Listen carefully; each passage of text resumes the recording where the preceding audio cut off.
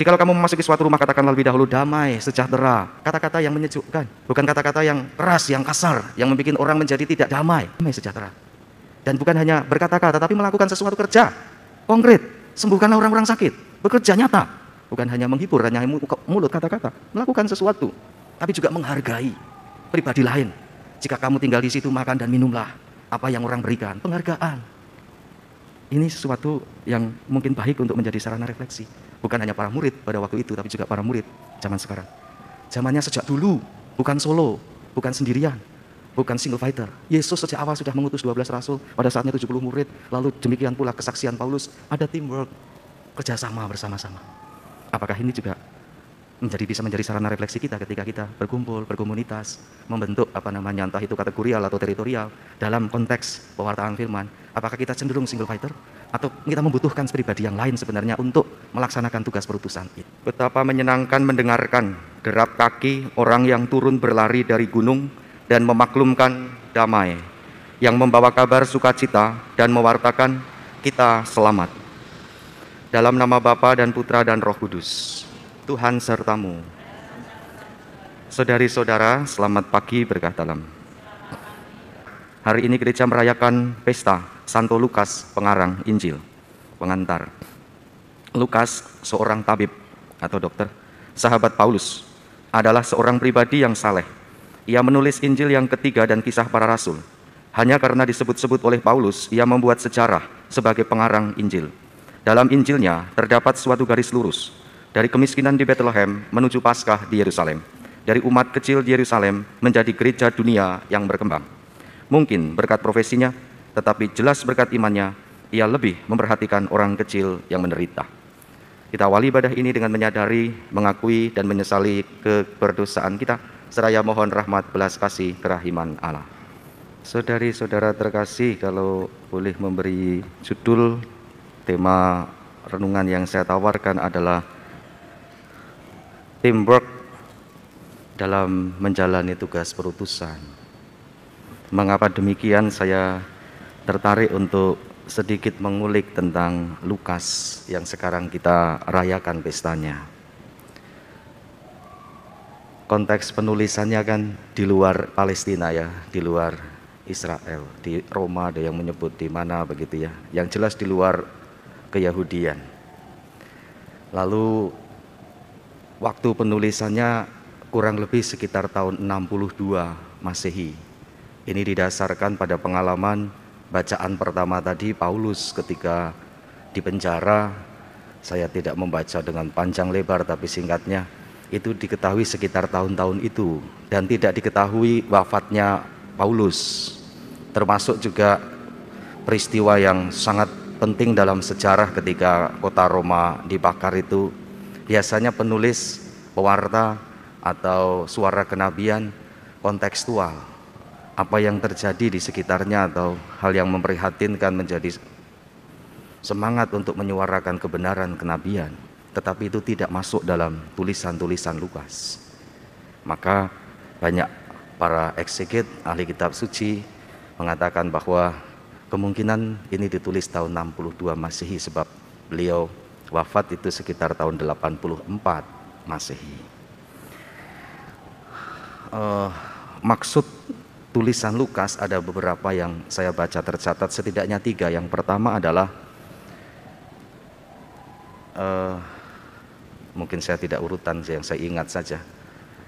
Di dalam konteks penulisan Injil Lukas itu tidak semua orang itu miskin. Bahkan sudah banyak orang-orang kaya yang tersohor itu sudah menjadi Kristen. Persoalannya adalah ada gap kaya dan miskin. Lalu ada egois satu sama lain. Ini menjadi perhatian Lukas. Berikutnya adalah soal agama dengan negara. Dibentur-benturkan, diperlawankan. Lalu Lukas punya kepentingan menulis tulisannya itu bahwa antara iman, kepercayaan, agama dengan hidup bermasyarakat, bernegara tidak harus dibentur-benturkan. Itu maksud penulisan Injil Lukas yang pertama saya ingat. Yaitu umat penulisan Injil Lukas itu mengalami berbagai-bagai masalah terutama kehilangan pengharapan iman. Nah, ini maksud beberapa tulisan Lukas dimaksudkan untuk itu. Tujuannya adalah menuliskan sebuah histori atau sejarah tentang iman kekristenan, supaya makin banyak orang percaya bahwa iman Kristen ini bisa dipertanggungjawabkan. Dia menuliskan data-data sejarah, bukan dongeng, bukan asumsi, ilustrasi, tapi data-data sejarah. Seperti tadi kita dengar, Lukas ini seorang tabib, bahasa lain dokter, dan beliau menjadi santo pelindung untuk para dokter, untuk para seniman, untuk para dokter ahli bedah. Kita bisa membayangkan ahli bedah atau dokter itu kalau tidak teliti ya bahaya, karena harus membaca rumus atau obat atau sakit apa obatnya apa, lalu diagnosanya bagaimana, ketelitian, kecermatan. Kita bisa membayangkan seorang Lukas, pribadi Lukas yang teliti, yang cermat, dan itu menuliskan 2 buku. Yang pertama dan kedua, Injil Lukas dan Kisah Para Rasul itu sendiri. Meskipun demikian, kita membaca tadi, Lukas tidak sendiri. Ia rekan sekerja dari Paulus. Bacaan pertama yang sharing Paulus sendiri. Di mana sejak awal mula tugas perutusan Yesus mengutus 12 rasul. Itu Yesus melibatkan teamwork 12 orang. Pada saatnya bukan hanya 12. Tadi dalam bacaan Injil ke-70 murid, 70, dan mereka diutus berdua-dua, tidak sendiri-sendiri, bekerja sama, teamwork dalam menjalani tugas perutusan. Dalam bekerja sama saja masih terpisah-pisah, yang ini pergi ke sana, Titus pergi kemana, ada juga yang gagal. Demas telah tertarik atau meninggalkan petugas perutusan karena godaan dunia, menarik dan ini itu, artinya undur diri dan sebagainya. Tetapi juga ada tantangan yang tidak mudah. Siapa itu tukang tembaga itu, berlaku kasar, berlaku jahat terhadap aku dan sebagainya. Ini tantangan-tantangan.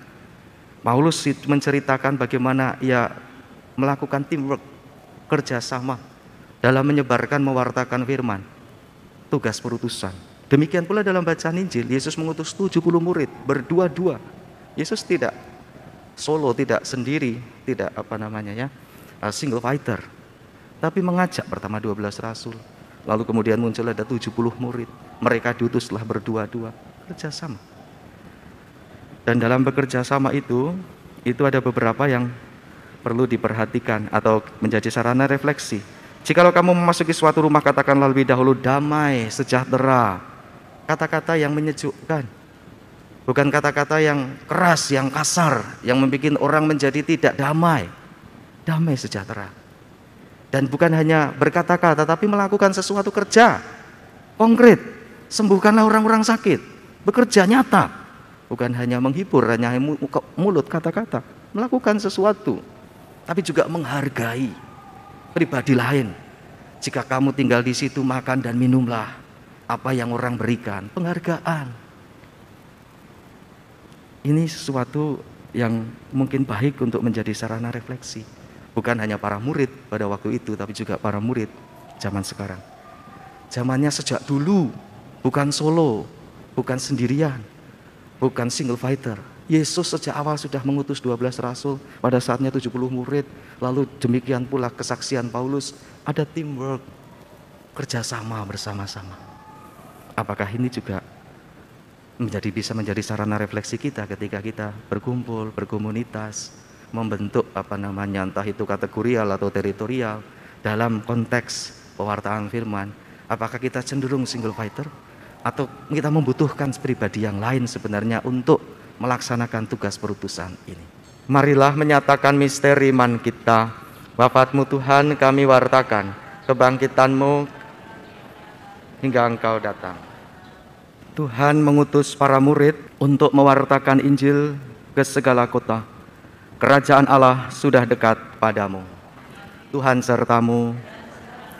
Semoga kita semua diberkati oleh Allah yang Maha Kuasa, Bapa dan Putera dan Roh Kudus. Saudari-saudara, perayaan Ekaristi sudah selesai. Pergilah, kita diutus. Terima kasih.